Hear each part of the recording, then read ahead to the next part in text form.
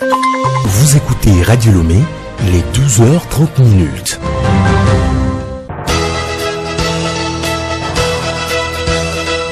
Le journal Bénédicte Kanda. Madame, Monsieur, bonjour et merci de nous recevoir chez vous. Voici les titres du journal. Séjour au Congo du chef de l'État, Faure Gnassingbé et Denis Sassou Nguesso ont eu un tête-à-tête hier sur des sujets d'intérêt commun. La campagne nationale de reboisement a démarré aujourd'hui 1er juin, journée de l'arbre au Togo. Que ce soit à la présidence de la République, à l'Assemblée nationale ou dans les différents ministères, la tradition a été respectée. Magazine Santé Plus, Alice Barandao reçoit le secrétaire général du comité antidrogue. Il parle des actions menées sur le terrain. Et puis sport football, à 2 jours du match des éperviers contre les boucliers du roi d'Eswatini au stade de Kégué, la ministre des Sports appelle le public à une forte mobilisation.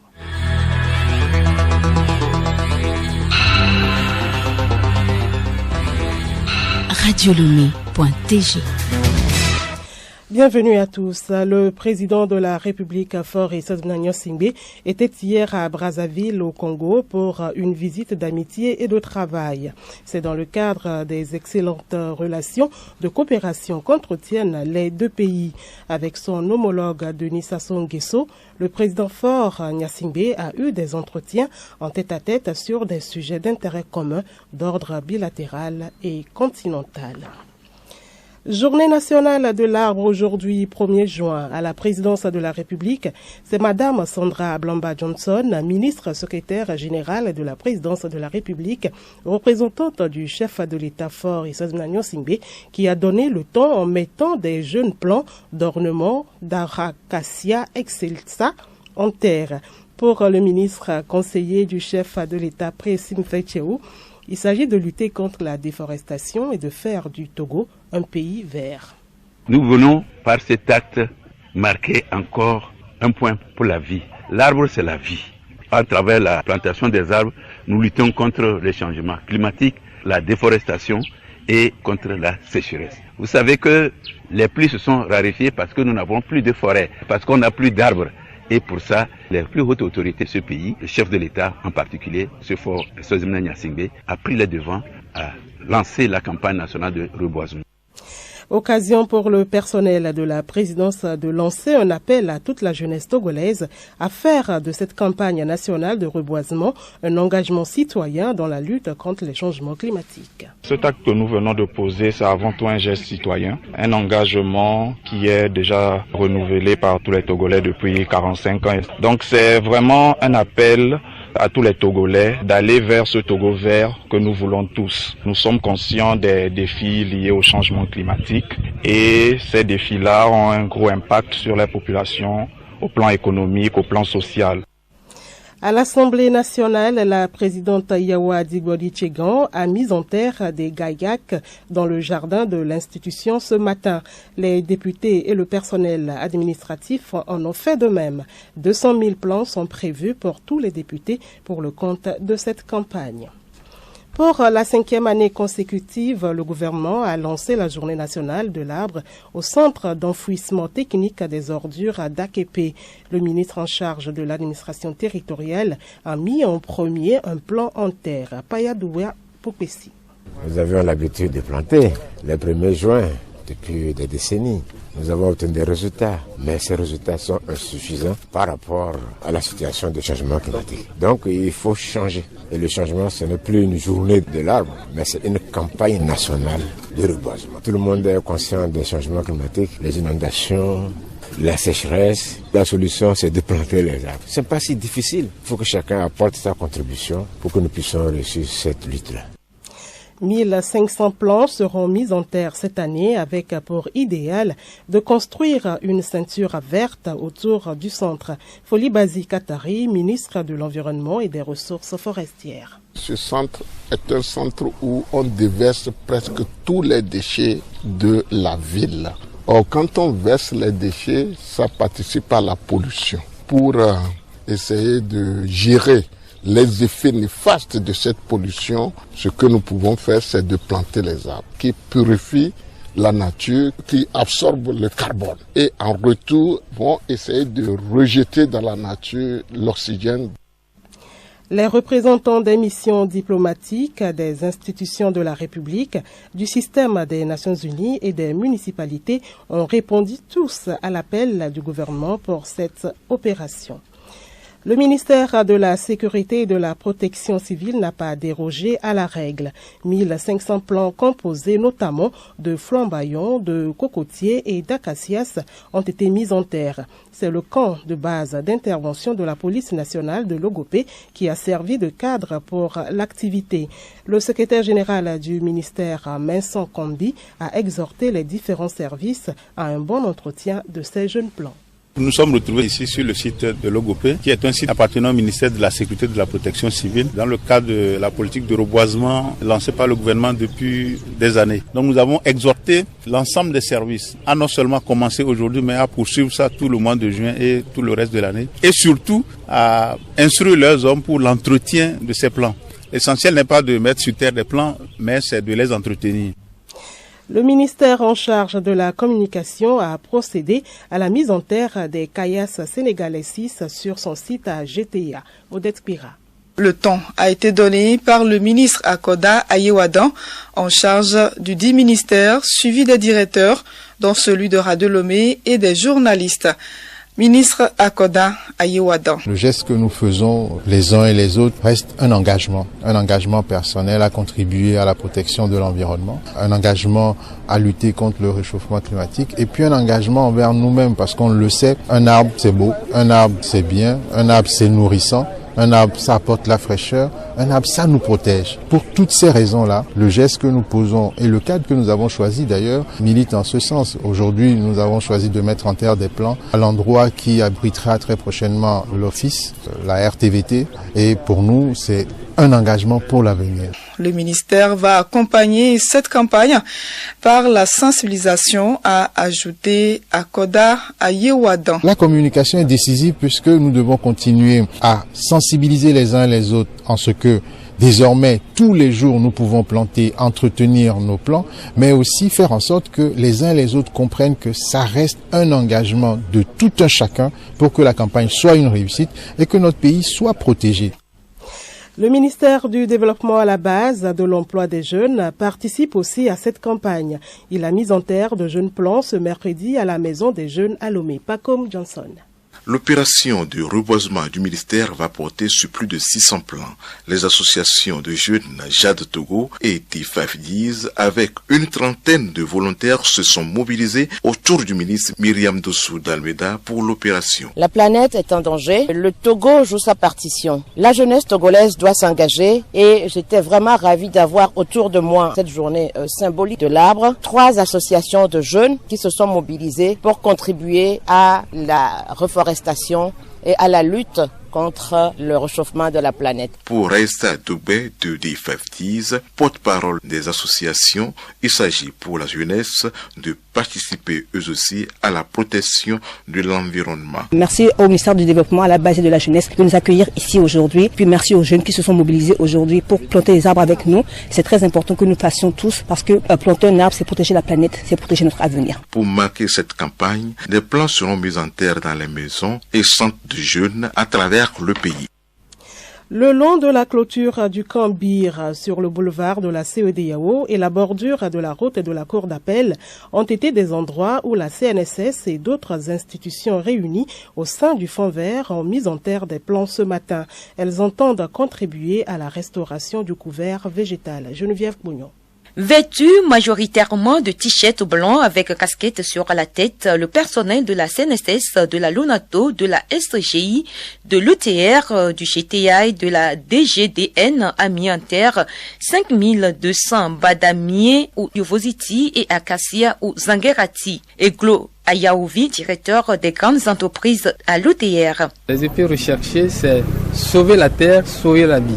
Des stratégies sont mises en place pour suivre l'évolution de ces plants. Barcola Et Sowe, directeur général de la Lunato, donne des précisions. Comme les années passées, nous allons suivre pour que ces arbres, dans quelques années, puissent vraiment produire donc des faits que nous avons souhaités. Cette opération de reboisement est initiée pour la 3e fois par le Fonds vert. Diogo Arlancor, directeur du département administratif, représentant le DG de la CNSS. Cette année, le Fonds vert a choisi 2 localités essentiellement, Lomé et Kara. Le Fonds vert a donc mis à la disposition de ces 2 localités 20 000 plants. On aura à mettre à Lomé 8 500 plants et à Kara 11 000 plants. Le ministère en charge de la promotion de l'investissement a de son côté observé cette journée de l'arbre à Lomé en mettant plus de 400 plants en terre devant le garage central. La ministre de tutelle, Rose Kaimi-Vedor, a relevé l'importance de la protection de la nature. Au fil des ans, on a commencé à avoir une perte du couvert végétal. Ça veut dire concrètement qu'on était en train de détruire plus de forêts qu'on en reconstruisait. Et quand vous savez qu'aujourd'hui, tous les jours, tous les actes que nous posons, nous avons des émissions à effet de carbone et que la nature étant ce qu'elle est, ce sont les arbres qui permettent de purifier ces émissions d'effet de carbone. À défaut de cela, c'est la couche d'ozone qui est dégradée et on se rend compte qu'on a comme conséquence tous les dérèglements climatiques qu'on a. Maintenant, tout ce qu'on attend, c'est l'engagement de tous. Au ministère du Commerce, plus de 200 plants d'acacia, de flamboyants caillasse, sénégalensis et autres ont été mis en terre sur le site de la plateforme industrielle d'Adétikopé. C'est le ministre chargé du Commerce, Kodjo Adédié, qui a donné le coup d'envoi de cette opération de reboisement. À Tchévier, les ministres Kodjo Adédié du Commerce, Eke Oda, de l'enseignement technique et Folie Bazikatari de l'environnement ont également procédé à la mise en terre de 910 plants. Pour le ministre Adédié, planter c'est bien, mais exhorte également à l'entretien de ces plants. Lorsque nous allons au champ, nous n'attendons pas 2, 3, 4 mois pour aller récolter, mais nous visitons régulièrement nos plantations pour nous assurer de leur survie à l'effet de pouvoir récolter les fruits. Dans l'agenda du gouvernement, ce que nous poursuivons, c'est de faire en sorte que les plants mis en terre puissent demeurer. Nous devons les entretenir. Nous devons les arroser, nous devons veiller sur ces plants-là et nous en appelons donc à la conscience de tous. Justement, après la mise en terre de ces plants, qui s'en occupe et comment sont-ils entretenus? Voici un reportage de Juliette Kandé. Nous sommes à GTA. Le site visité se trouve entre la route menant à la présidence et la bretelle en face de la SAFER. L'espace est occupé par des vendeurs de voitures d'occasion pour la plupart, mais on y trouve également des tenanciers de kiosques. Les arbres ici ont été mis en terre il y a environ 4 ans. Mais qui s'en occupe vraiment? Didier, vendeur de véhicules d'occasion, répond. C'était avant les élections locales. Donc c'était fait par la délégation spéciale de M. Abouka qui avait reboisé toute cette parcelle-là qui va de la rue de la Présidence jusqu'au camp. Nous qui sommes sur le site, quand même on ne peut pas laisser certaines branches nous déranger. Du coup nous nous débrouillons pour les arranger. Il faut avouer que tous les arbres n'ont pas poussé. Ceux qui ont poussé, comme vous pouvez le constater par vous-même, nous les avons arrangés. Aujourd'hui, les plantes sont déjà assez grands, ça n'a plus besoin d'arrosage. Quand ils étaient encore tout petits, nous les arrosons nous-mêmes. C'est ça qui a permis que vous pouvez voir encore la cohorte d'arbres au bord de la route. Même si elle n'est pas complète, la majorité a poussé. À quelques mètres de l'aire gérée par Didier se trouve la bretelle en face de la SAFER. Elle va à Kégué, nous dit-on. C'est justement sur cette voie que le maire de la commune Golfe 3, Kamal Adjaï, et son équipe ont mis en terre des plants l'année dernière. Un riverain nous confie. Quand ils avaient fini de planter, on avait vu d'autres personnes qui sont venues pour faire le suivi. Et entre-temps, il y avait eu de grands vents là, d'autres plantes là qui se penchaient. Nous les soutenons avec les briques, telles que vous le voyez. Ce sont des plantes en pleine croissance que nous avons vues. Elles font plus de 2 mètres de haut, avec des troncs d'environ 10 cm de diamètre. Planter, c'est bien, mais entretenir et faire un suivi permanent, c'est indispensable. Écoutez Radio Lomé et vous avez tout le Togo dans votre maison. La suite de ce journal, les acteurs politiques du cadre permanent de concertation ont tenu leur 4e réunion hier à Lomé. La situation de la pandémie de Covid-19 et la mise en œuvre des recommandations de la concertation nationale entre acteurs politiques ont été au centre des discussions. Le président du CPC, Djeri Tahama, fait le point des activités. Aujourd'hui, nous sommes beaucoup plus appesantis sur la gestion du Covid. Donc nous avons eu le colonel Djibril qui coordonne donc la cellule de riposte nationale du Covid, qui avait nous présenté d'abord la situation depuis le début, les mesures prises par le gouvernement, la situation actuelle aujourd'hui. Et nous sommes bien heureux de constater que la maladie recule beaucoup, même s'il ne faut pas baisser les bras. Le deuxième point, c'était donc la mise en œuvre des recommandations du CNAP. La semaine dernière, à l'Assemblée nationale, nous avons voté 2 lois. La première portant sur la charte des partis politiques. On a fait une mouture de la charte des partis politiques. La deuxième portant sur le code électoral. Donc le ministre d'État nous a mis au frais à l'ensemble des membres du CPC des évolutions que nous avons eues dans la mise en œuvre des recommandations du CNAP. Et bien entendu, nous avons adopté, comme d'habitude, les divers sur les questions qui concernent les partis politiques. Le colonel Djibril Mohamed les a exhortés à ne pas baisser la garde car la pandémie n'est pas encore derrière nous. Le ministre d'État, ministre de l'administration territoriale, de la décentralisation et du développement des territoires, Payadowa Boukpessi, était présent lors des travaux.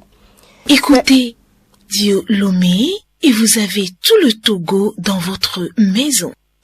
C'est mercredi et nous avons rendez-vous avec l'actualité en santé. Dans ce numéro de Santé Plus, Alice Berthe Barandao reçoit en invité Monsieur David Bom Mawena Komlan, secrétaire général du Comité national antidrogue du Togo. Il évoque les actions de lutte contre les substances psychoactives au sein de nos communautés. Bonjour monsieur. Oui, bonjour madame. La drogue, le tabac, l'alcool sont des substances dangereuses pour l'organisme. Alors, dites-nous les différentes actions que vous menez au sein de nos communautés en termes de sensibilisation. Nous travaillons en collaboration avec les organisations de la société civile formées et qui sont près des communautés et qui les sensibilisent. Nous avons développé des approches de coalition communautaire. Nous rassemblons des personnes de bonne volonté au niveau des communautés, des quartiers que nous formons et cette activité est menée en collaboration avec une organisation américaine qu'on appelle CADCA. Et donc, les experts de cette ONG américaine viennent former ces volontaires au niveau des quartiers sur comment sensibiliser les populations et comment prévenir la consommation de drogue. Quand et comment avez-vous commencé cette approche? Nous avons commencé en 2017 avec 2 grands quartiers, Kegeke-le-Gougan et puis Agbalé-Pédogan. Et aujourd'hui, nous avons au total 6 coalitions communautaires à Lomé. Ces coalitions ont reçu courant une année des formations sur comment faire le diagnostic communautaire, comment faire un plan d'action et comment est-ce qu'il faut identifier le problème majeur auquel les communautés font face. En dehors de ces sensibilisations communautaires, que fait le CNAD en plus? Au-delà de cela, nous faisons des actions ponctuelles sur les médias pour sensibiliser les jeunes, la population de façon globale sur les enjeux, de problèmes de la drogue, notamment aussi la question de consommation. On donne aussi des communications dans des centres d'apprentissage et des milieux de jeunes pour les sensibiliser sur l'automédication, sur les risques liés à la consommation de l'alcool et de ces substances. Merci beaucoup, monsieur Bom. Merci beaucoup, madame, pour l'intérêt que vous accordez à nos actions. Sport football, à 2 jours de la première sortie de la sélection nationale face à l'Eswatini ce vendredi au stade de Kégué, Lydie Bessikama, la patronne des sports au Togo, appelle tout le public à une forte mobilisation. Milek Agbokou. C'était une déclaration faite ce mardi devant la presse à son ministère. La ministre des Sports, après avoir remercié tous les acteurs du football, invite tout le public à prendre d'assaut le stade de Kégué pour la victoire des éperviers. Nous sommes à quelques jours des matchs qualificatifs pour la CAN 2023 et c'est l'occasion pour moi tout d'abord de vous remercier. Remercier chacun de vous pour votre union sacrée autour des éperviers qui nous ont permis d'enregistrer quelques résultats et aussi vous exhorter à une forte mobilisation car ensemble nous avons entrepris une certaine transformation que nous voulons poursuivre pour le rayonnement de notre football. Je vous invite donc à vous déplacer massivement au stade de Kégué le vendredi à 16h. Que cet élan puisse se poursuivre pour que la qualification pour la CAN 2023 en Côte d'Ivoire soit une réalité. Je vous exhorte tous, vous qui êtes ici, à Lomé, ou à l'intérieur du pays, ou au-delà du continent, à vous unir d'intention et à vous mobiliser autour de nos éperviers pour une très belle qualification pour la CAN Côte d'Ivoire 2023. L'équipe nationale féminine du Togo sera en stage du 6 au 4 juin prochain à Lomé, dans le cadre des préparatifs pour la CAN féminine Maroc 2022.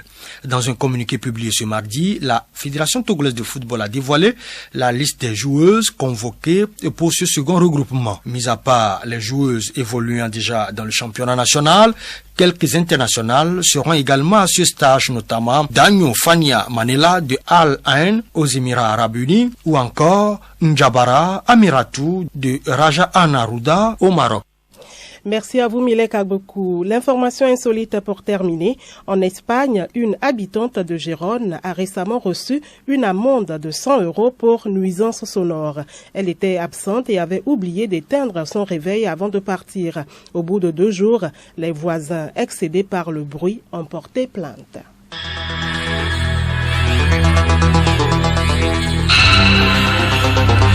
Madame, Monsieur, voilà, c'est la fin de ce journal. Merci de l'aimable attention. Excellent après-midi à l'écoute de nos programmes.